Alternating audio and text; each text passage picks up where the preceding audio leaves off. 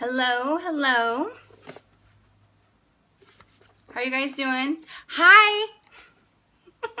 Tessie, welcome. Today we are on day 7. I've made it to day 7, and I love the chapter for today because it has to do with feng shui, which I am super into. I've been into that for quite some time. I used to use it in real estate. So we're going over the book, Calling in the One, 7 weeks to attract the love of your life. Hello from Indonesia. Welcome. Thanks for joining. And if you guys feel like sharing this with your communities, I guess you can share on Facebook and Twitter. I just learned that yesterday. But yeah, so we're going over this book day by day, and we're on day 7, Calling in the One. So 7 weeks to attract the love of your life. And first off, I want to go over something I didn't share yesterday, which I think is really important. So yesterday was about getting into feeling and letting go of what we think about everything and being attached to what it looks like and just going by feelings. And one of the challenges and tricks that it gave you was to basically, as you're walking down the street or talking to people, to connect with them and see how you feel. So not judging them, but just noticing how you feel when you interact with different people throughout the day. And I completely forgot to share that yesterday. So I apologize, but I wanted to share because I think it is a great challenge. So hi, thanks for joining. We're going over this book, Calling in the One, 7 weeks to attract the love of your life. And I was just revisiting yesterday because it was about getting out of our heads and into our hearts and what we feel. Today's lesson is about creating the space, making the space for love.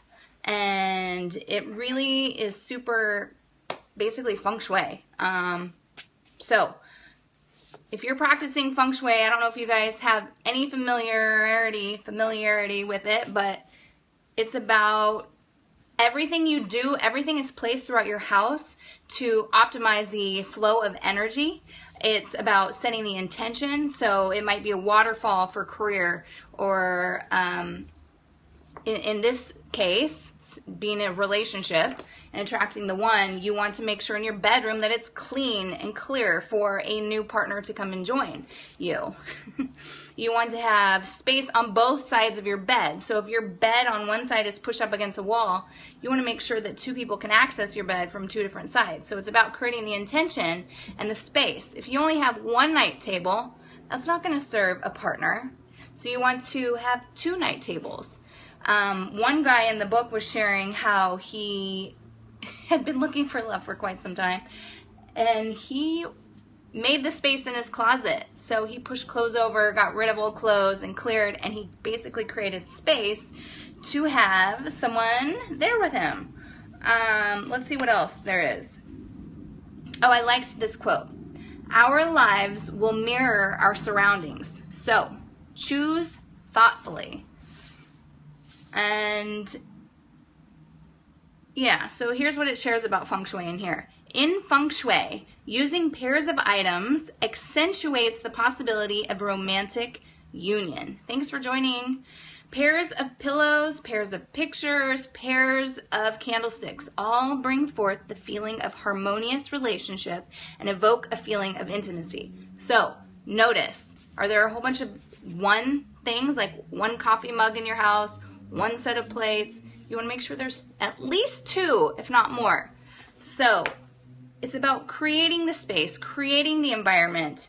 In some of my coaching practices, this is something I love to use that's about creating the environment. Envision an orchid in the desert. So what's going to happen with the orchid? It's going to die. The orchid is not going to survive in the desert. However, thanks for the love. However, if you switch the environment, you have the same orchid and you put it in a jungle. Yes, totally. Oh my God. Okay, hold on. We're going to do this. We're going to show an example of what not to do to create love. This is my roommate. She's in work mode right now. And because of that, she is not. And because of that, she's probably creating some chaos in her life. Sorry, Tessie. Thanks for joining. You offered.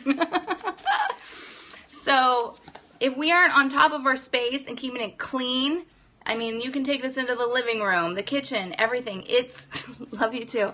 It's not healthy for you. It's not healthy for your mind. It's not healthy if you work. It's not healthy to work in your bedroom. Because when you walk into your bedroom, you're instantaneously in work mode versus this is a place of relaxation and romance to R&Rs. So, I think I was sharing something before that. Oh yeah, the orchid. So when you shift the environment and the orchid is now in the jungle, it's going to flourish. So where in your life do you not have what you want? Because it's very capable. There's a possibility of getting everything that you want and all the dreams that you desire if you shift the environment. So just notice that.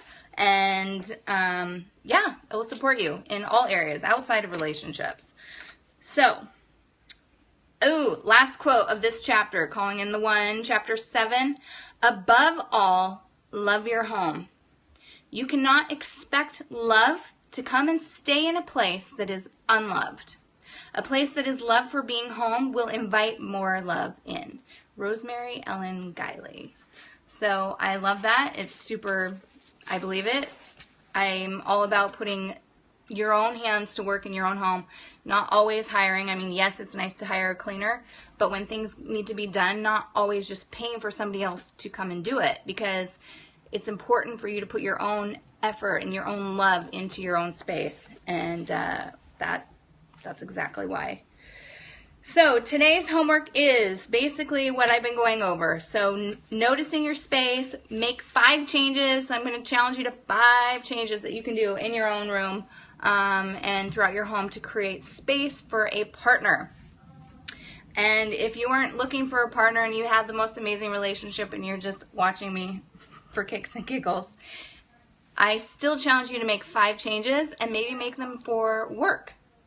And if your place is a mess, like, clean it. That will support creativity of your mind. So that's the story. I will tell you one thing I changed actually about a week ago. I love to work. I love to work. So typically I will work until like 7 p.m. and I decided to, or 7 p.m., sorry, like midnight. So I decided to stop working every single day around 6:30, and that is what I did differently. So it's been actually really easy, and I just made a quick shift, and I just make sure to get everything done before 6:30, and then after 6:30 I go and do fun stuff. So that's what I've done. And let's see, lesson 8 tomorrow is allowing loss. Allowing loss. So that's what we'll go over tomorrow. Calling in the One, 7 ways to attract the love of your life. So thank you so much for joining, and subscribe if you want to stay on this journey with me and learn the lessons. Thank you, and I will talk to you tomorrow. Have an amazing weekend. Bye.